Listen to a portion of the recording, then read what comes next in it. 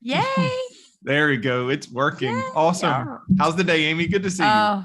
Good to see you too. Well, you can tell how the day is here. Beautiful, man. The winter is the fall, I should say. Yeah. It's coming.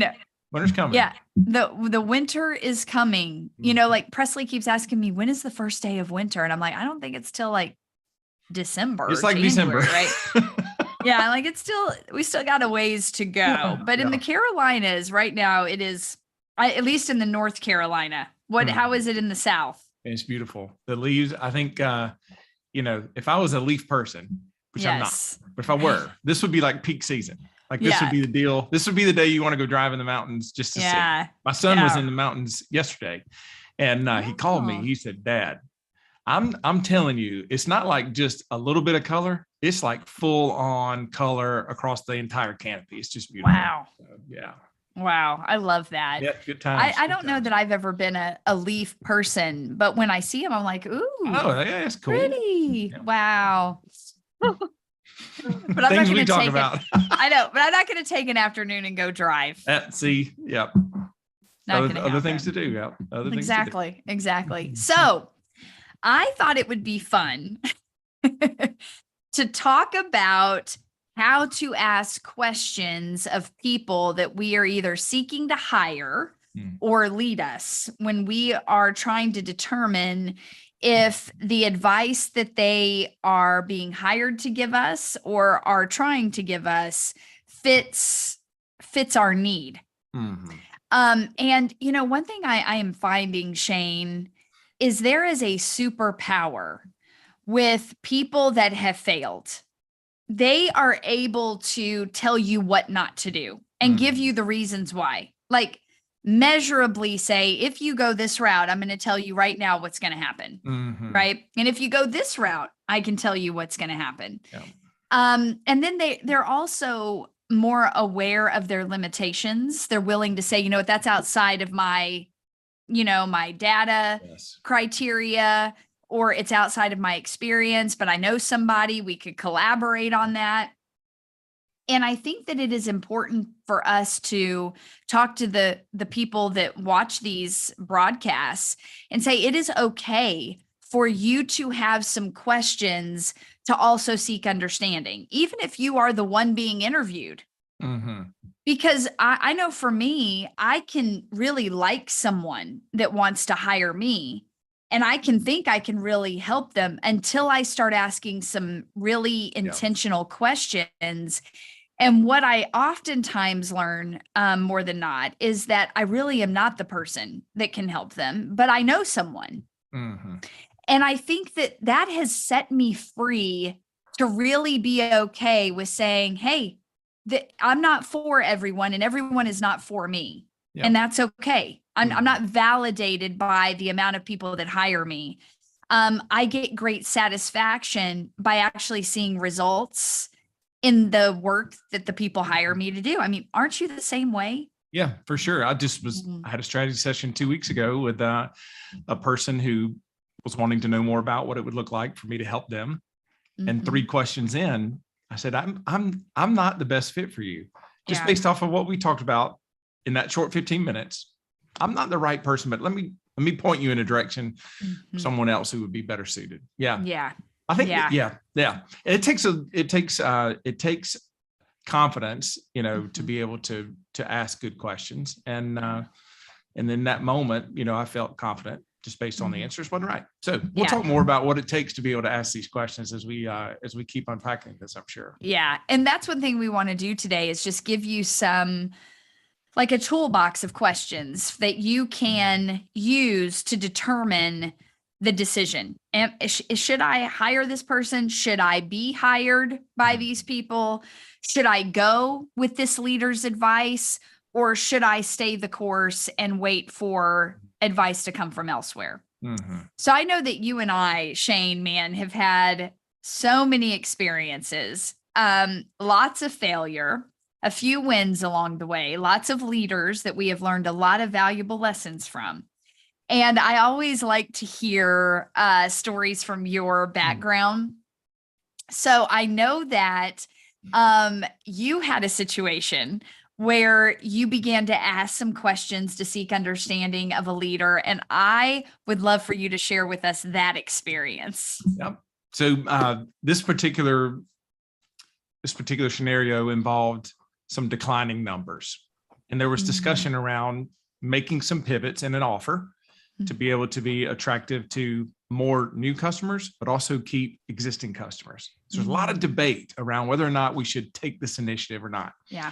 And then you know how it is in those moments. Everybody has an opinion, and man, ego starts to come to the front, and everybody's trying to strong arm and get theirs across the finish line. And it's in that moment where, discernment wins, so I just wanted to be discerning in that moment. So I just asked a couple of clarifying questions. The statement was made, everybody I've talked to wants to go this direction. I said, hey, tell me more about who is everybody? Like, how many people are we talking about? Like, well, everybody I've talked to, I talked to this person, that person. Like, okay, well, how many total have you talked to? Like what I was looking for, which I think is important in discerning, is what are the facts? Like, what is actually true? Can we distill it down to facts, not just the emotion of it, but just the facts? Yeah. So, and the guy said, well, I got like 6 people. I got a list of 6 people. I said, okay, could you share those with me? He's like, well, I don't have them here right now. And he was getting flustered. I don't have them here right now. I was like, okay, that's okay. You can just email them to me. And he kind of just cut me off and ended the meeting. Now, this happened to be the person I was directly reporting to, president of the organization. Okay.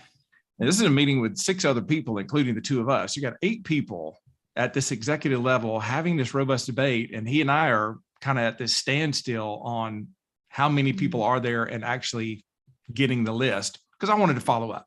Yeah. So the meeting ends and us not getting any resolution. And he looks at me very angrily and says, hey, I want to see you in my office. I'm like, okay, cool. So we go to his office. He closed the door. And man, I'm telling you, he was so mad. It was like his head spun around 17 times, just so mad.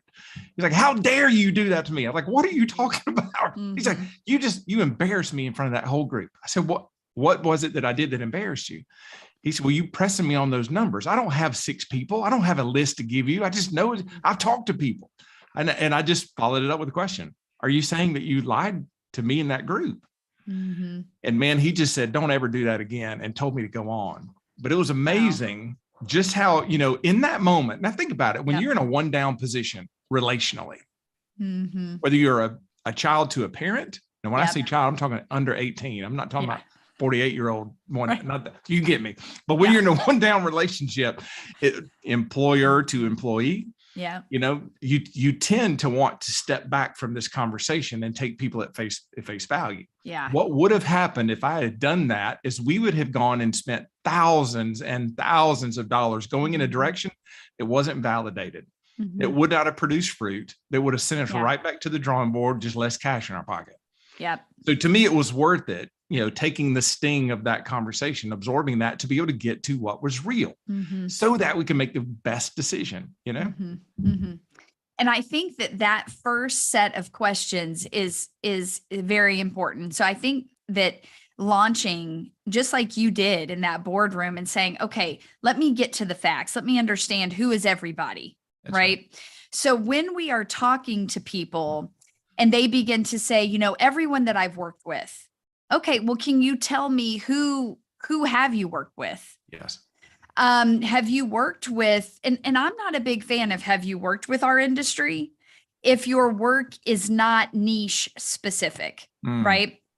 So is there some way that you can relate to this person without using these terms like everybody and always and, everything? Very broad. Yes. Statements that when you make a declaration actually cast doubt in the mind of the person that you're talking to, not give them confirmation, what's up. Yeah, exactly. Or never, always and never. Avoid those as well. So when we hear those keywords coming out of someone else's mouth that we're either about to hire or we're about to take their advice, or we really put a lot of weight and value on their advice, then the door is open to seek understanding. I would say that that's the first set of questions, is really seek understanding. So tell me a time that this happened, and can you walk me through what you did? Right? I would say that is a getting the facts in an understanding way Yeah. kind of question. Would you agree with that? I would. Mhm. And I tell you, I made a lot of mistakes. I said a Me lot of too. always and nevers before I ever got to the point of actually Me too. asking clarifying questions. Mhm. So I've been on both sides of this. You know, I've Mhm. caused the pain and I've received the pain, if you know what I'm saying. Yeah. And what I found was through experience, there are five most important questions that I believe you can ask to be able to get the kind of clarity that you need. They're very Okay. simple. Let's Who, go. what, when, where, and why it matters.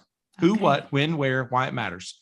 Okay. What you just did was you took and nuanced one of those questions, you know, looking at the when and the where. It's like, tell me about a time when you, so when we use this framework of who, what, when, where, and why it matters, we got everything that we need to now cultivate a set of questions that are specific for that moment. Does this make sense? Does that sound like oogly boogly? You know what I mean? No, I think it would be great if we gave them some questions in each of those 5 categories. Yep.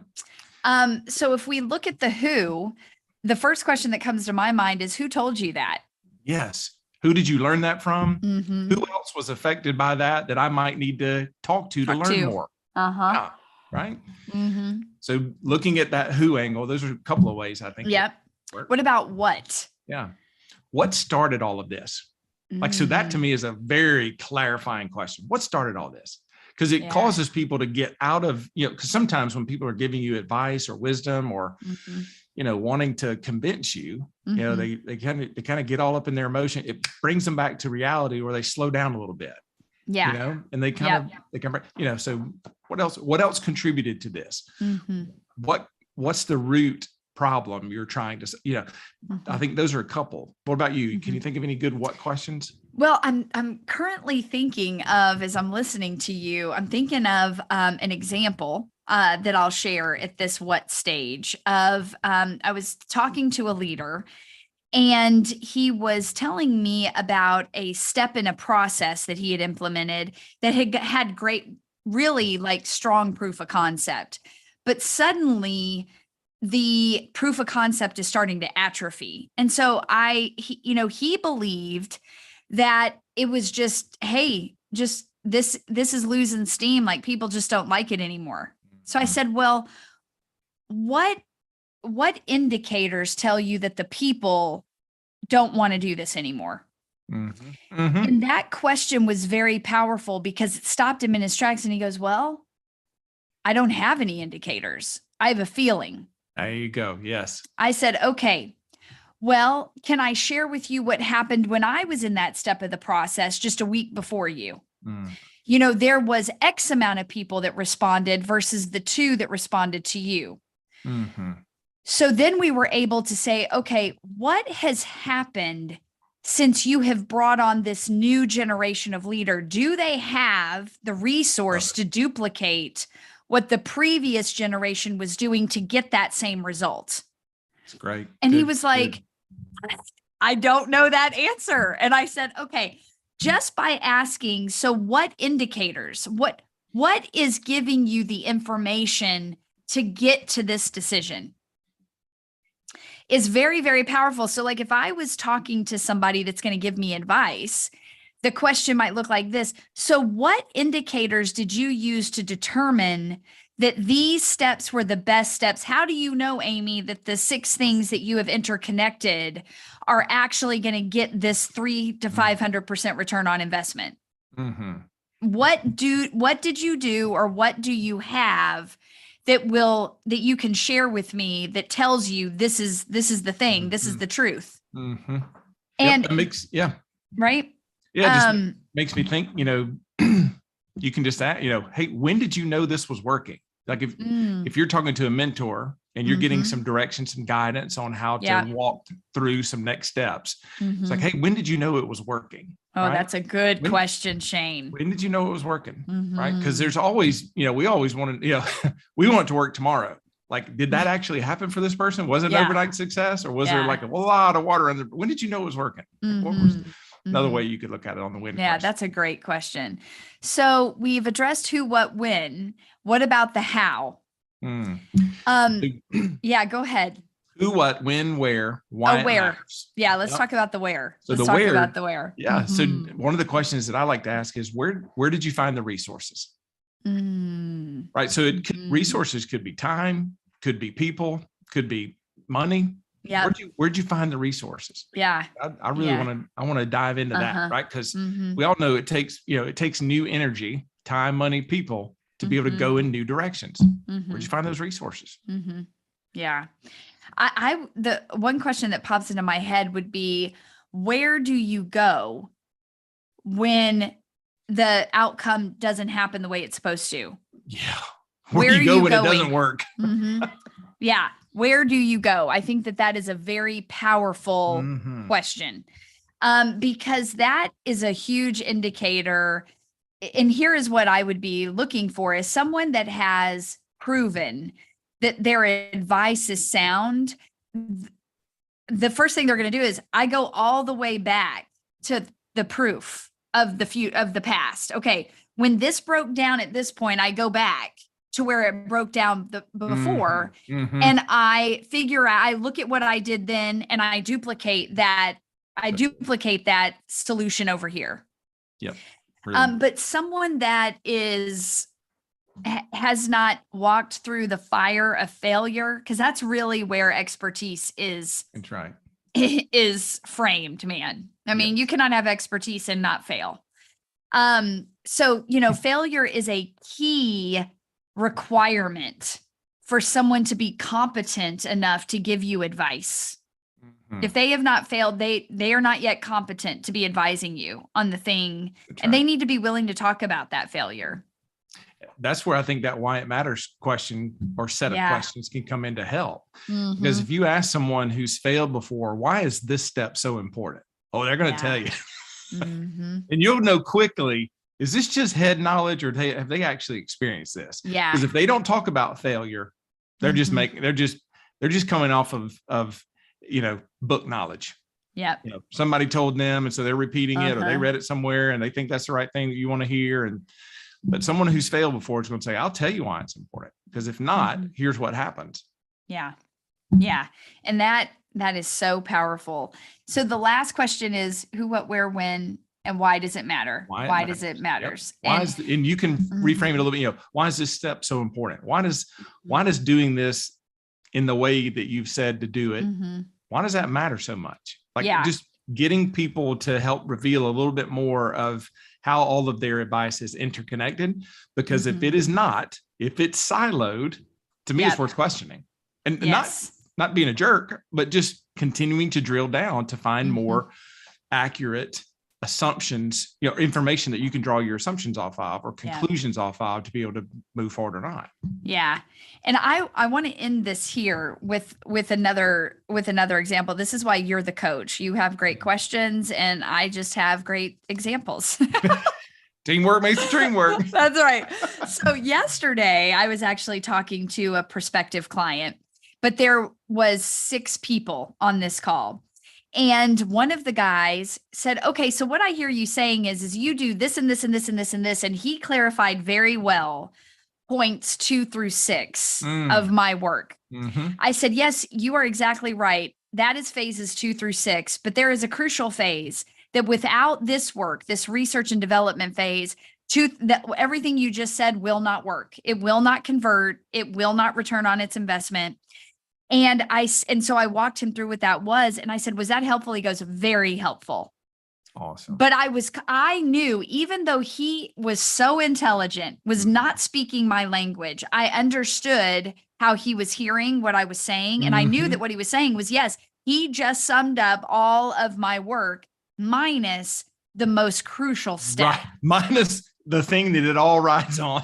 Yes. And I said to him, does that, was that helpful? He goes, absolutely helpful, very helpful. Thank you. And being able to hear your own work back to you and not just be like, yeah, is important, because we've got to be able to show people the holes in their own understanding. Because if we cannot course correct in a conversation where they're not a client, we cannot course correct in a conversation where they are a client. Right. And they will meander, and guess who they will blame? Not themselves. Correct. And those are the things that keep me up at night is when a client is not getting the result that I know they could get, and I don't know how to help them get the result. Yeah. That's why that's the majority of the time I say no to people, because there's some caveat that I am not confident is within my data. Some exception to the standard, right? Like Exactly. So that's why we say there's really only ever 3% of your total market that is ready to buy from you all the time. Now, 3% of the United States, or 3% of the United States and Europe, or 3% of United States, Europe, and Asia is a lot of people. Okay. So don't hear 3% and be discouraged, be encouraged. But also be aware that you're not seeking popularity. If you want to give advice and you want advice to be given to you, then you've got to seek the truth of the proof of their concept. Otherwise, you can only go as far as they did. That's right. They will be your ceiling if you take their advice. Good So word. anything you want to close with, Shane? No, I think you summed it up well. That's all great. right. Okay, my friends, we will talk to you next week. See Have you a good guys. one. All Bye-bye. right.